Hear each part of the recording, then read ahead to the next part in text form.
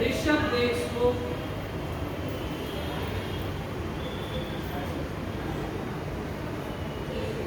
पर्यावरण प्रदूषण जो तुम फैलाओगे तो प्राकृतिक आपदाओं से कैसे बच पाओगे?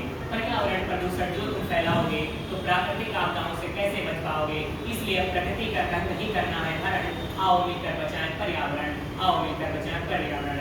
सम्मानित निर्णायक मंडल एवं सभा में उपस्थित सभी को मेरा सादर प्रणाम। मैं ऋषभ देशमुख राजकीय इंटर कॉलेज बाराबंकी में कक्षा 12 का छात्र हूँ। मैं आज के बहुत ही महत्वपूर्ण विषय प्रकृति संरक्षण में निहित आत्मरक्षण पर अपने कुछ विचार व्यक्त करने जा रहा हूँ। प्रकृति मानव जीवन के लिए उपहार माना जाता है।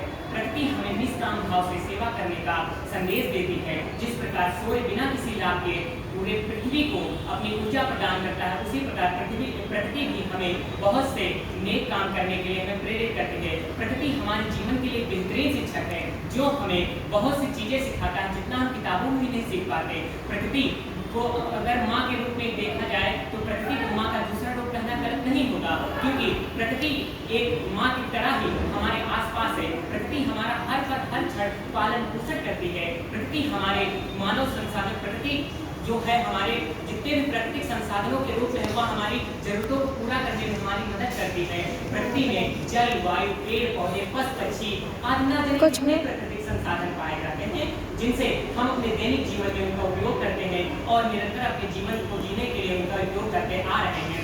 इसलिए हम सभी को प्रकृति का संरक्षण करना है। लेकिन आज दुर्भाग्यपूर्ण देखिए मनुष्य उद्योगीकरण और नई चीजों के आविष्कार में इतना व्यस्त हो गया है कि वह प्रकृति के संरक्षण की ओर ध्यान ही नहीं दे रहा है, जिससे उसका जीवन है लेकिन वह प्रकृति के बारे में नहीं सोच रहा। और हमारी वह दिन प्रतिदिन अपने इस नए आविष्कार के चक्कर में वह दिन प्रतिदिन प्रकृति के साथ खिलवाड़ कर रहा है, जिससे हमारे पर्यावरण का जो असंतुलितता बढ़ रही है।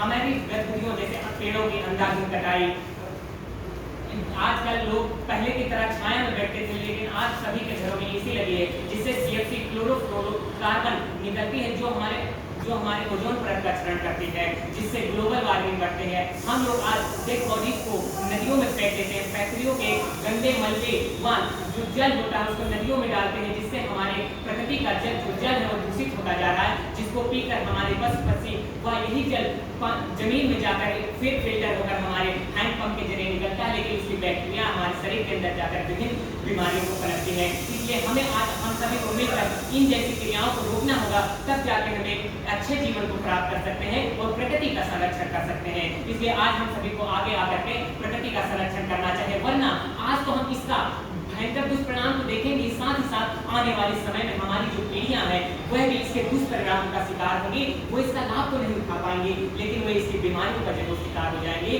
इसलिए आज हम सभी को पानी को बचाना है, बिजली को बचाना है, अधिक से अधिक पेड़ पौधे लगाना है, जिससे कार्बन डाइऑक्साइड कम हो जाए और ऑक्सीजन की मात्रा बढ़े। हम सभी को आज उद्योगीकरण से थोड़ा हट करके प्रकृति की ओर जाना है। जिस तरह पहले हमारे लोग प्रकृति में जीते थे, आज एक बार फिर हमें प्रकृति की ओर थोड़ा सा रुख मोड़ना है।